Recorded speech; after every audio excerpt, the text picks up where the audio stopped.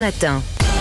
L'édito politique sur Europe 1 avec Le Figaro. Bonjour Alexis Brézet. Bonjour Dimitri, bonjour à tous. Alexis, hier soir, le nom d'Emmanuel Macron a été sifflé pendant la cérémonie de commémoration des massacres du 7 octobre au CRIF.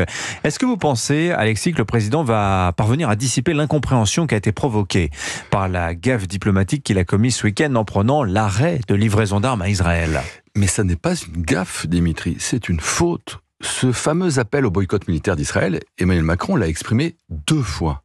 Une première fois dans l'interview enregistrée mardi dernier et diffusée samedi matin sur France Inter, et une seconde fois, le même jour, lors d'une conférence de presse à l'issue du sommet de la francophonie.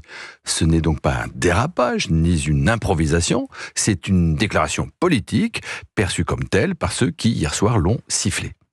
Bon, alors c'est vrai que depuis, devant l'ampleur du scandale, à l'Élysée, c'est rétropédalage à tous les étages. La France, nous dit-on, reste l'ami indéfectible d'Israël. Enfin, le mal est fait. Et franchement, à 2 jours de la commémoration du plus grand massacre antisémite perpétré depuis la Seconde Guerre mondiale, affirmer publiquement qu'il faut refuser à Israël les moyens de se défendre, au-delà du débat de fond, il y avait là évidemment une faute de temps et, disons-le, une faute de tact qui défie l'entendement. Alors que l'Iran vient d'entrer directement dans la bataille et qu'Israël porte des coups peut-être décisifs au Hezbollah, son bras armé, dont les menées terroristes depuis des années ensanglantent la région. N'oublions pas les morts français du Drakkar. Eh bien, choisir ce moment-là pour nous désolidariser, c'était évidemment l'assurance de provoquer la stupeur et la colère d'Israël et de ses amis.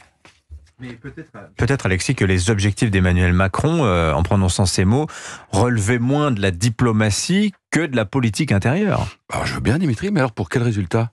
Le plaisir d'être encensé, une fois n'est pas coutume, par les amis de Jean-Luc Mélenchon, de recevoir les félicitations publiques de Rima Hassan, de Mathilde Panot, d'Éric Coquerel. La belle affaire, il croit que ça va durer ? D'autant que dans le même temps, c'est depuis son propre camp que montent les critiques. Yael Braun-Pivet, la présidente de l'Assemblée, c'est pas rien, a dit vertement sa réprobation. Tout comme Caroline Yadan, députée des Français de l'étranger, ou comme Sylvain Maillard, ancien patron du groupe macroniste. Franchement, Emmanuel Macron n'avait pas besoin de cela. On a bien compris son idée de se concentrer sur son domaine réservé pour se refaire une santé politique. Mais enfin, c'est pas comme ça qu'il va surmonter son discrédit. Mais alors, Alexis, si ce n'est payant ni politiquement, ni diplomatiquement, pourquoi Emmanuel Macron a-t-il dit cela ? Je vais vous répondre, Dimitri, je n'en sais rien. Et comme tout le monde, je m'interroge. Hier matin, face à vous, sur cette antenne, l'historien Georges Bensoussan évoquait drôlement, et je crois avec justesse, la décision de dissoudre l'Assemblée, prise par Emmanuel Macron, que sur le moment personne n'a comprise, et dont les motifs restent aujourd'hui, je crois, encore un mystère pour tout le monde. Et bien là, on est face à une énigme du même ordre. On peut bien sûr évoquer la tradition diplomatique de la politique arabe de la France, qui par 1000 canaux pèse sur l'Élysée. On peut invoquer la vision très communautarisée de la société française, d'un Emmanuel Macron soupposant d'une main le poids de l'électorat juif et de l'autre main celui de l'électorat musulman. Il y a du vrai dans tout ça.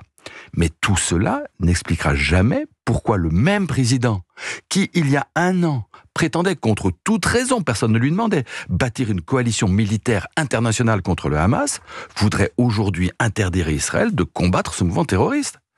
Alors, peut-être au fond qu'on a tort de chercher une raison à tout ça. L'ancien ambassadeur de France, Gérard Araud, qui n'est ni un pro-israélien ni un anti-macroniste patenté, a son idée sur la question.